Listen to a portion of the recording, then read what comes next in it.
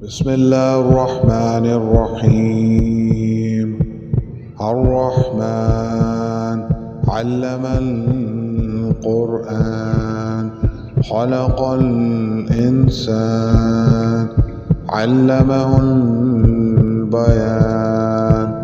الشمس والقمر بحسبان، والنجم والشجر يسجدان.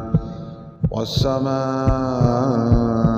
رفعها ووضع الميزان، ألا تطغوا في الميزان، وأقيموا الوزن بالقسط ولا تخسروا الميزان.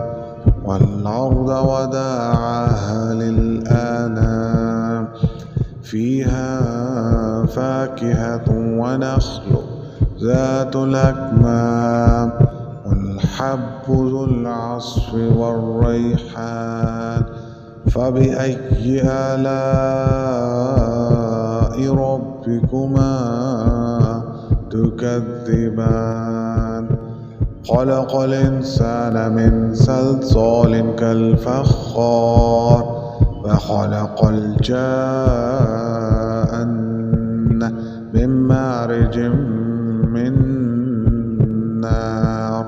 فبأي آلاء ربكما تكذبان؟ رب المشرقين ورب المغربين. فبأي آلاء ربكما تكذبان؟ مرج البحرين يلتقيان، بينهما برزخ لا يبغيان. فبأي آلاء ربكما تكذبان؟ يخرج منهما اللؤلؤ والمرجان. فبأي آلاء ربكما تكذبان؟ وله الجوار المنشآت في البحر كالأعلام. فبأي آلاء ربكما تكذبان؟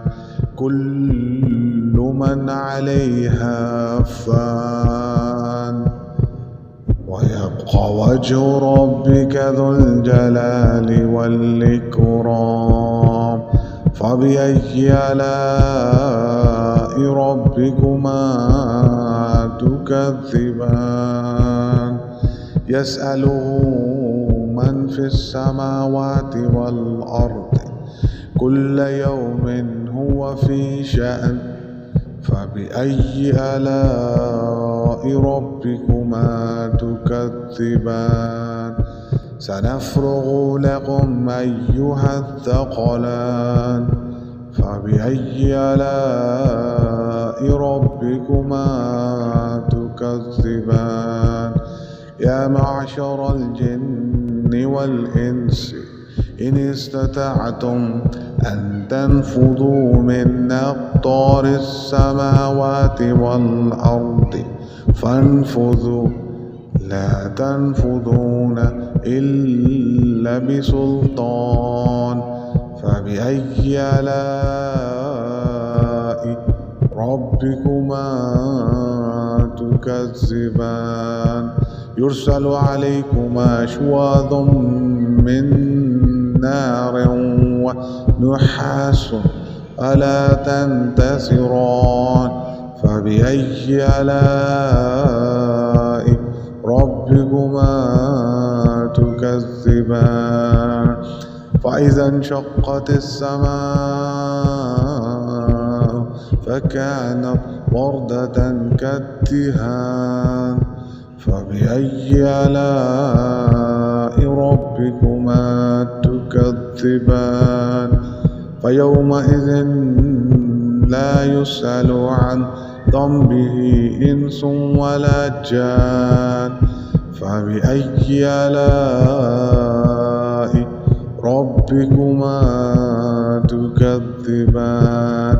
يعرف المجرمون بسيماهم فيؤخذوا بالنواصي والأقدام فبأي آلاء ربكما تكذبان هذه جهنم التي يكذب بها المجرمون يطوفون بينها وبين حميم آن فبأي آلاء ربكما تكذبان ولمن خاف مقام ربه جنتان فبأي آلاء ربكما تكذبان ذواتا أفنان فبأي آلاء ربكما تكذبان فيهما عينان تجريان فبأي آلاء ربكما تكذبان فيهما من كل فاكهة زوجان فبأي آلاء ربكما تكذبان متكئين على فروش بطائنها من استبرق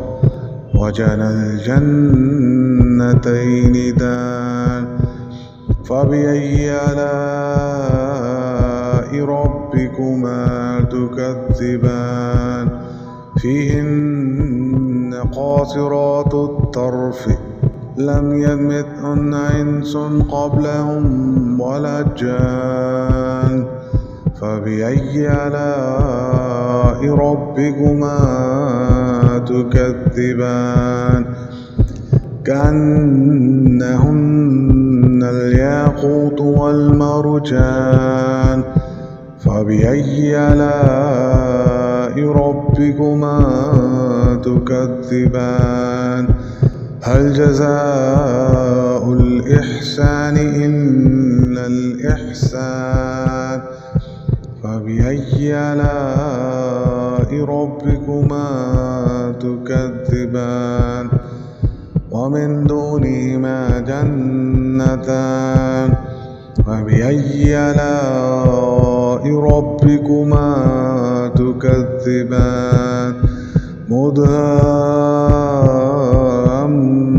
مدهامتان فبأي آلاء ربكما تكذبان فيهما عينان نضاختان فبأي آلاء ربكما تكذبان فيهما فاكهة ونخل ورمان فبأي آلاء ربكما تكذبان فيهن خيرات حسان فبأي آلاء ربكما تكذبان حور مقصورات في الخيام فبأي آلاء ربكما تكذبان لم يطمثهن إنس قبلهم ولا جان فبأي آلاء ربكما تكذبان متكئين على رفرف خضر وعبقري حسان فبأي آلاء ربكما تكذبان تبارك اسم ربك ذي الجلال والإكرام.